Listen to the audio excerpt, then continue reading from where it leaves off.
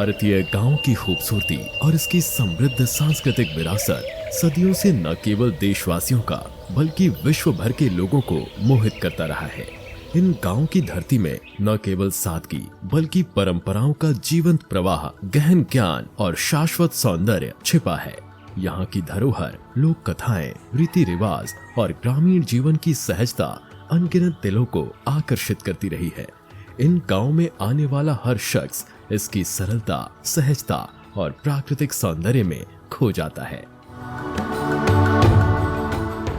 इसी रमणीयता का प्रतीक है दुमका जिला स्थित करमाताड़ गांव। इस गांव की सुंदरता किसी कविता के शाब्दिक रूपांतरण जैसा प्रतीत होता है, जो हर कदम पर एक नई छवि उजागर करती है।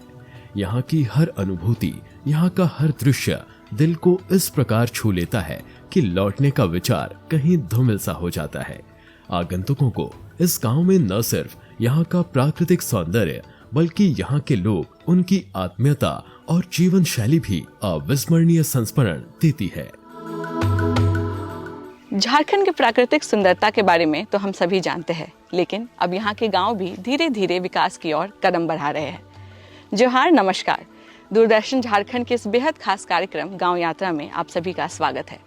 दूरदर्शन झारखंड के इस कार्यक्रम के जरिए हम आपको झारखंड के विभिन्न गांव की सैर कराते हैं।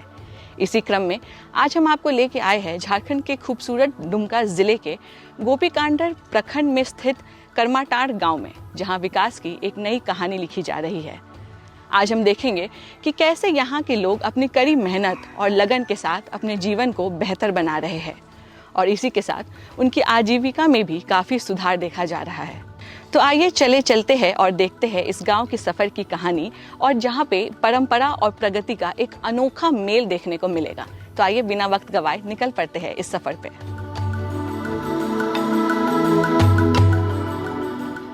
ये गांव असाधारण सौंदर्य से परिपूर्ण है। पहाड़ियों से बहती जलधारा एक ऐसा अद्वितीय दृश्य प्रस्तुत करती है, मानो प्रकृति ने यहाँ अपनी सारी सुंदरता इंद्रधनुष की भांति बिखेर दी हो। ये गांव धीरे धीरे कमल की पंखुड़ियों की तरह अपने रहस्यों को खोलता है, और जितना अधिक इसे जानने का प्रयास किया जाता है, उतने ही अद्भुत दृश्य सामने आते हैं। यहाँ का प्राकृतिक सौंदर्य और ग्राम्य जीवन आश्चर्य से भरा हुआ है, जो किसी भी आगंतुक को बांधने में सक्षम है। यहाँ आगंतुक ग्रामीणों के आत्मीय सत्कार से अभिभूत हुए बिना नहीं रह सकता। अतिथि को भगवान के समान मानने की परंपरा का निर्वहन करते हुए ग्रामीण अतिथियों का स्वागत ऐसे करते हैं मानो परिवार के सबसे प्रिय सदस्य का आगमन हो रहा हो।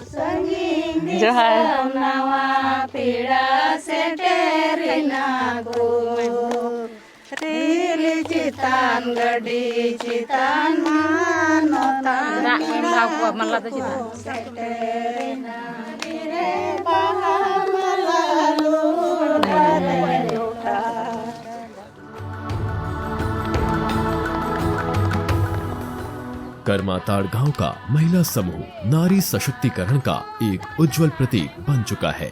इन समूहों के माध्यम से गांव की महिलाओं का वित्तीय उन्नयन हो रहा है। आर्थिक समृद्धि के साथ ये सामाजिक बदलाव की भी ध्वजवाहक बन चुकी हैं।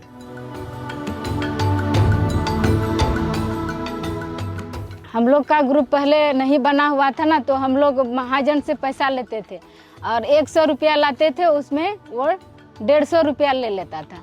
अभी हम लोग का ग्रुप में, हम लोग का गांव में समूह बना और हम लोग समूह में 10-10 रुपया प्रत्येक सप्ताह जमा करते हैं और वही पैसा से हम लोग लेन देन करते हैं। कोई भी किसी भी दीदी को कोई ज़रूरत होता है तो हम लोग वहीं से लेते हैं और महीना में वो 1 रुपया सूद पर लेते हैं।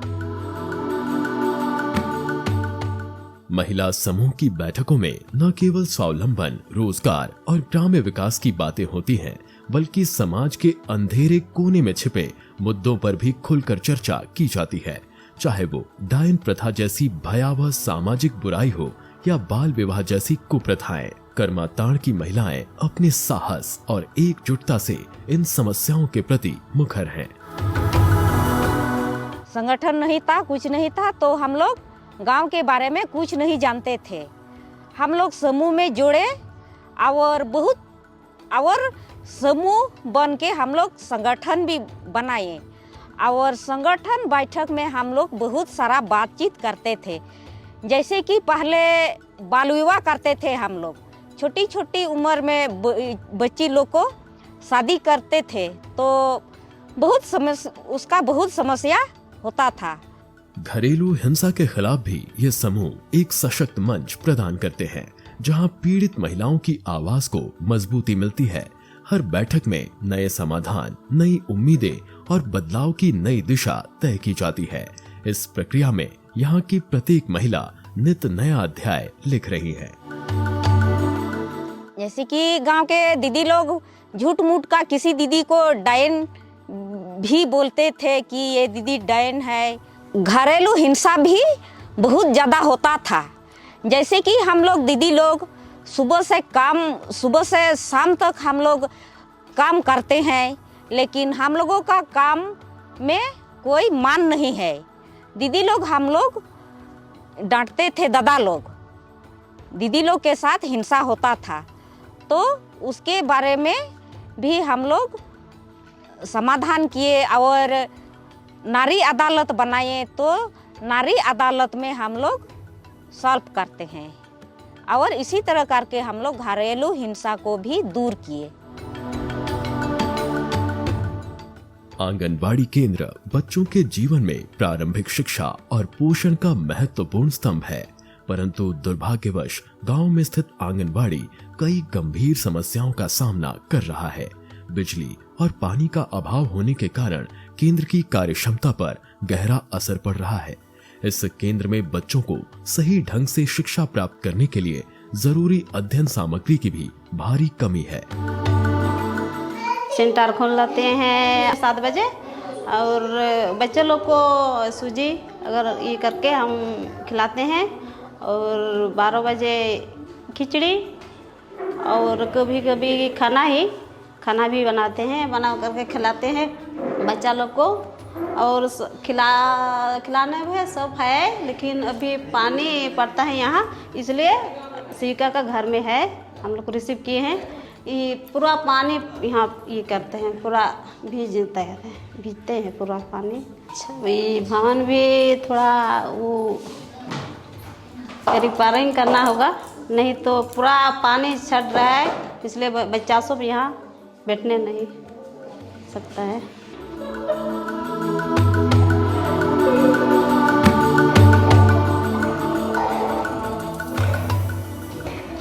आंगनबाड़ी केंद्र का भवन काफी जर्जर हो चुका है। बरसात के मौसम में छतों से पानी टपकने की समस्या और अधिक बढ़ जाती है, जिससे न केवल बच्चों की शिक्षा प्रभावित होती है, बल्कि केंद्र की संरचना के साथ साथ बच्चों की सुरक्षा भी खतरे में पड़ जाती है। ये अत्यंत चिंताजनक है, क्योंकि आंगनबाड़ी का मुख्य उद्देश्य बच्चों के शारीरिक एवं मानसिक विकास की नींव को सुदृढ़ करना है, लेकिन इन बुनियादी सुविधाओं की कमी इस दिशा में एक बड़ा अवरोध पैदा करती है।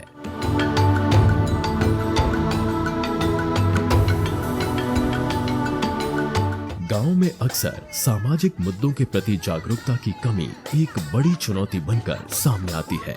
परंपराओं और रूढ़ियों के बीच जीते हुए लोग कई बार उन समस्याओं को अनदेखा कर देते हैं जो उनके ही समाज की उन्नति में बाधक बन रही होती है। ऐसी स्थिति में जागरूकता फैलाने के लिए इस गांव में नुक्कड़ नाटक जैसे सशक्त माध्यमों का सहारा लिया जाता है। आजकल लड़के चुटके ज्यादा परेशान करने लगे। सही बोला, मोहल्ले वाले भी मुझसे यही सवाल करने लगे, चुटकियां बड़ी हो गई, इसकी शादी करा देनी चाहिए। पापा, हमारा शादी क्यों करा रहे हो? हमारा स्कूल क्यों छुड़ा रहे? उन लड़कों को जाकर बोलो जिन्हें गलत किया। चुप।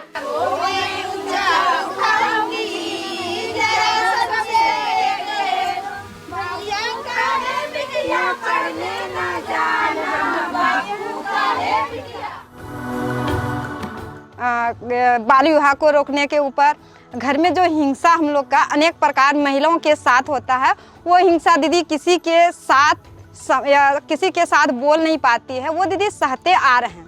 जब से उसके शादी हुआ है तब से वो दीदी सहते आ रहे हैं, और ये वो किसी के सामने सामना नहीं कर पाती है। वो ये नुक्कड़ नाटक के माध्यम से वो दीदी को जाने कि हमारा ऊपर क्या हिंसा होता है, वो चीज़ को जागरूक करते हैं।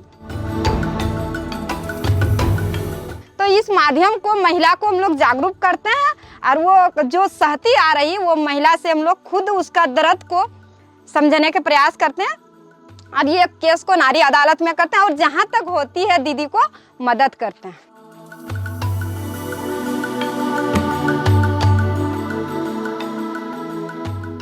इस तरह के नुक्कड़ नाटक इसलिए महत्वपूर्ण है क्योंकि ये न केवल ग्रामीणों के समक्ष जानकारी का संचार करते हैं बल्कि लोगों के दिलों को छूकर उनकी सोच में बदलाव लाते हैं।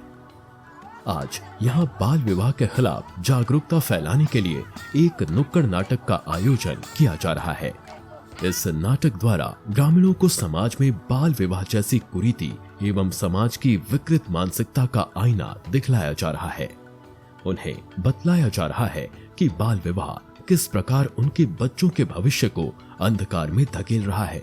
ऐसे सजीव और प्रेरणादायक आयोजनों के माध्यम से ग्रामीण समाज में जागरूकता की लहर उत्पन्न होती है, जिससे सामाजिक बदलाव का मार्ग प्रशस्त होता है।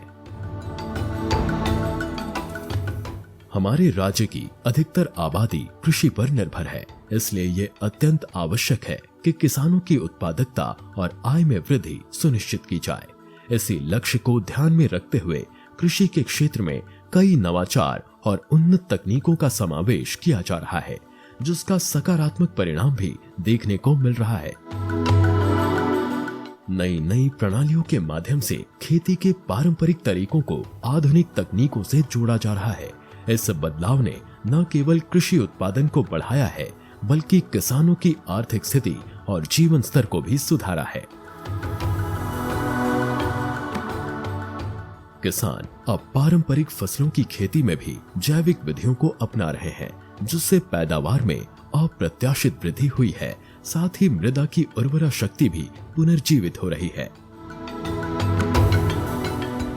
रासायनिक उर्वरकों और कीटनाशकों की जगह अब जैविक खाद और कीटनाशकों का उपयोग किया जा रहा है, जिससे किसानों की आय में वृद्धि हो रही है और जैविक उत्पादों की बाजार में बढ़ती मांग से उन्हें बेहतर मूल्य मिल रहा है।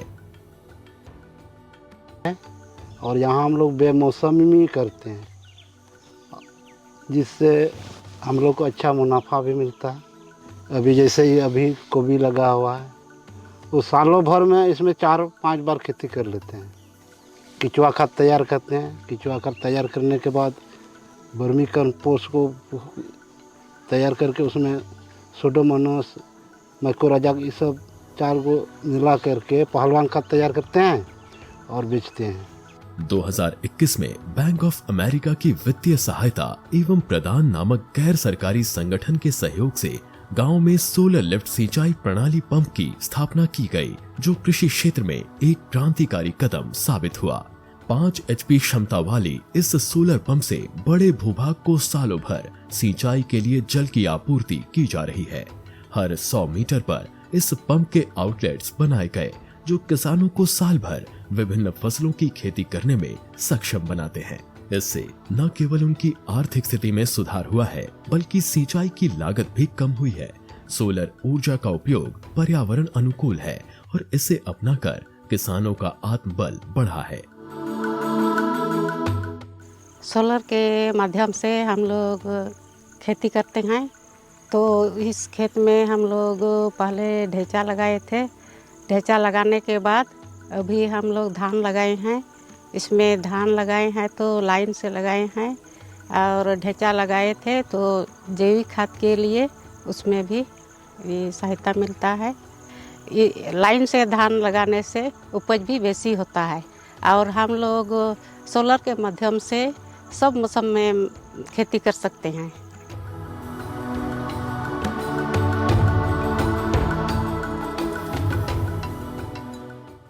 बैंक ऑफ अमेरिका के फंडिंग और प्रदान के सहयोग से 2021 में इस गांव में सोलर लिफ्ट इरिगेशन पंप की स्थापना की गई थी, और इस प्लांट की जो कैपेसिटी है वो है 5 HP, और हर 100 मीटर के अंतराल पे इसकी एक आउटलेट को स्थापित किया गया है।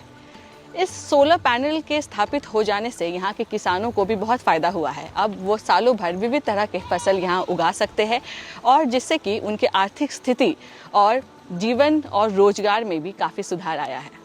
उन्नत कृषि तकनीकों में पॉली हाउस का विशेष स्थान है। कुछ प्रगतिशील किसानों द्वारा इस गांव में भी पॉली हाउस स्थापित किया गया, जहां मिर्च, बैंगन, टमाटर और पत्ता गोभी जैसे पौधों की उच्च गुणवत्ता वाली पौध तैयार की जा रही है। पॉली हाउस की खास बात यह है कि केवल 10-20 दिनों में ही पौध तैयार हो जाती है, जिससे किसानों को उच्च गुणवत्तापूर्ण पौध प्राप्त हो रहा है। इस प्रणाली ने किसानों को न केवल समुन्नत पौध तक पहुंच प्रदान की है, बल्कि उन्हें अपने उत्पादों को बाजार में बेहतर स्थिति हासिल करने में भी मदद की है। जो गोपी कांदर काठीगुंड प्रखंड के किसानों को खेती बाड़ी से संबंधित प्रशिक्षण देने का कार्य करता हूं। आज हम लोग देखने आए एक पॉली हाउस, आप देख रहे हैं, इसको बोलते हैं हाईटेक पॉली हाउस। बाकी एक मैनुअल पॉली हाउस होता है, उससे इसका काफ़ी अलग इसका काम है। जैसे कि आप देख पा रहे हैं, इसमें बहुत सारा नर्सरी लगा हुआ है। अभी इसके अंदर मुख्य रूप से 4 तरह की क्रॉप का नर्सरी किया गया है। इसमें ब्रिंजल है, चिल्ली है, टमाटो है और कैबेज है। ये नर्सरी जो है हाईटेक पॉली हाउस की खासियत है कि इसमें आपका 15 से 20 दिन में पौधा रेडी हो जा रहा है। हम लोग जैविक संसाधन खाद बनाते हैं और पूरा परिवार मिलाकर पौधा का उत्पादन करते हैं। हाँ, बहुत बदलाव आया। पहले हम लोग सिर्फ धान की खेती करते थे, अभी पौधा भी तैयार करते हैं, इसके बाद सब्जी का भी खेती करते हैं। गांव में पोषण और स्वास्थ्य की चुनौतियां अक्सर आर्थिक अस्थिरता और सीमित संसाधनों के कारण चिंता का विषय रहा है। खासकर जब बाजार में सब्जियों और अन्य खाद्य पदार्थों की कीमतें अचानक बढ़ जाती हैं, तब ग्रामीण परिवारों के लिए संतुलित आहार की उपलब्धता एक बड़ी समस्या बन जाती है। ऐसे में ग्रामीण जीवन में आत्मनिर्भरता को बढ़ावा देने के लिए स्थानीय स्तर पर पोषण युक्त साग सब्जियों एवं सुलभ फलों की खेती को प्रोत्साहित करना आवश्यक हो जाता है। इसी संदर्भ में पोषण वाटिका एक बेहतरीन पहल बना है। और हम लोग यहाँ लगाए हैं पोषण वाटिका, सब्जी वगैरह सब लगाए हैं, क्योंकि मेरा शरीर अच्छा रहेगा, हम लोग ताज़ा सब्जी खाएंगे और यहाँ मेरा शरीर का भी हानिकारक नहीं होता है। और यहाँ सारा लगाए हैं सब्जी, सब भिंडी लगाए हैं, करेली लगाए हैं और बाज़ार का नहीं खरीद के नहीं खाते हैं, हम घर में लगाते हैं, तो डेली हम लोग यही खाते हैं। गांव में मौजूद पोषण विशेषज्ञ स्वास्थ्य और पोषण के प्रति जागरूकता फैलाने में महत्वपूर्ण भूमिका निभाते हैं। ये न केवल बच्चों और माताओं को उचित पोषण के महत्व से परिचित कराती हैं, बल्कि उन्हें सरल और आकर्षक तरीकों से इसे समझाने का भी प्रयास करती हैं। इन विशेषज्ञों का काम केवल जानकारी देना भर नहीं, बल्कि वे ऐसी गतिविधियों का आयोजन करते हैं जो माताओं और बच्चों के लिए शिक्षाप्रद होने के साथ साथ मनोरंजक भी होती है। जैसे कि हम लोग हैं, मतलब जितना हम लोग गांव में सब परिवार में 3 रंग का खाना तो नहीं खाते हैं, तो 1 रंग 2 रंग खाना खाने से हम लोग का शरीर में बीमारी पैदा होता है। जैसे कि एक दिन खाली दाल और चावल खाते हैं तो हम लोग का शरीर में कोई फायदा ही नहीं हो रहा है। तो इसीलिए हम लोग बोलते हैं कोचा बाड़ी लगाएंगे, तो कोचा बाड़ी लगाने से सब चीज़ का सब्जी उगाते हैं और रोज दिन नए नए सब्जी खाएंगे।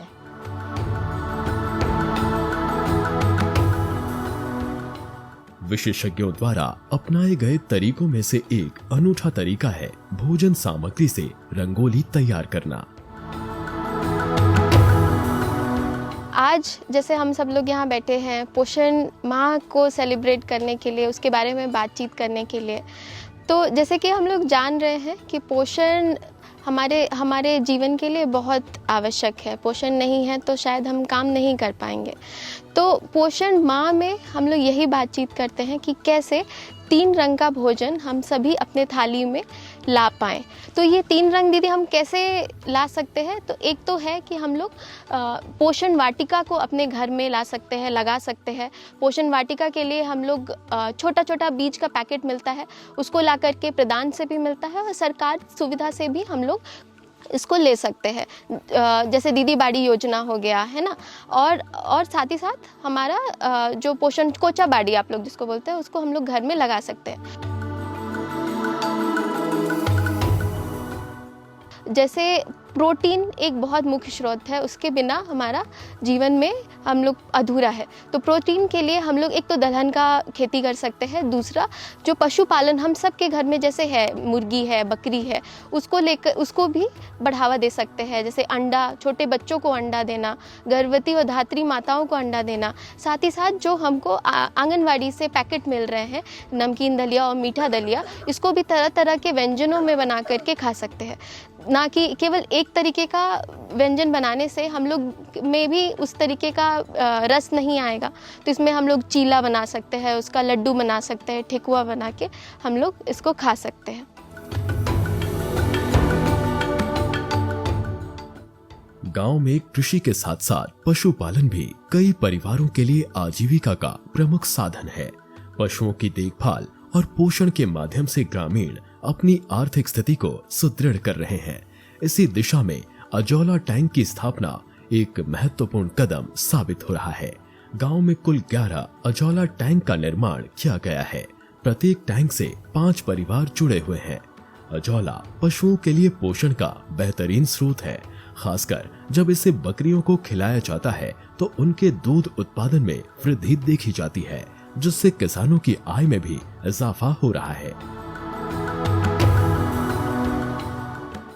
हद बनाव कदा घास खेत रे घास आलो जनाम लगे हुड़ू हुआ और यार कमी दाना घास ते तो फायदा हुई कना ओना लगे मेरम को जमदा सीम को गड्डे को और ओना को फायदा हुई कना नो घास ते ओना लगे इन दो नोइन बनाव कदा ओना को रगते गे चेदा।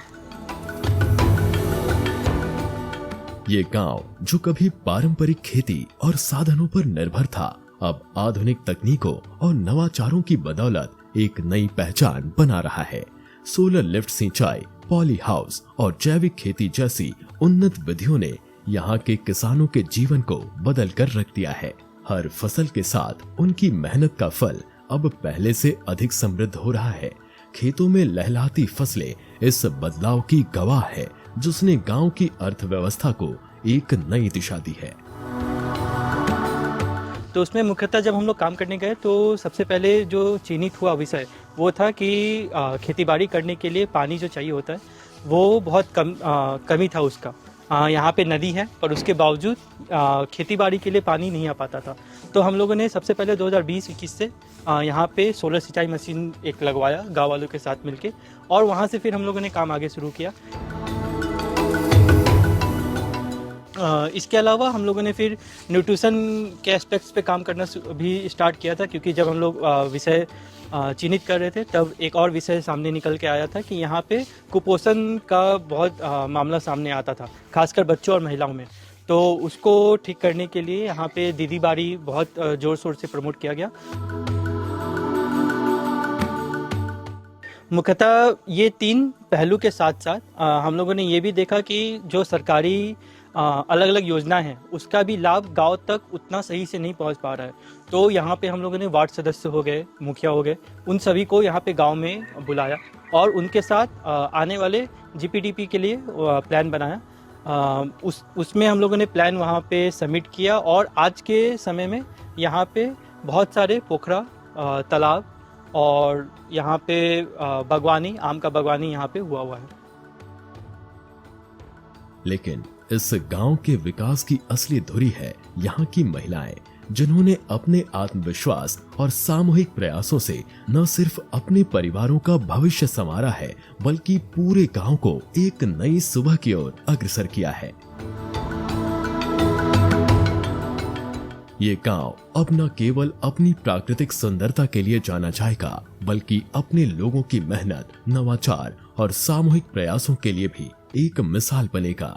यहाँ कदम रखने वाला हर व्यक्ति इस बदलाव की धारा में बंध जाता है, क्योंकि कर्माताड़ गांव अब केवल एक स्थान नहीं बल्कि एक प्रेरणा का प्रतीक बन चुका है।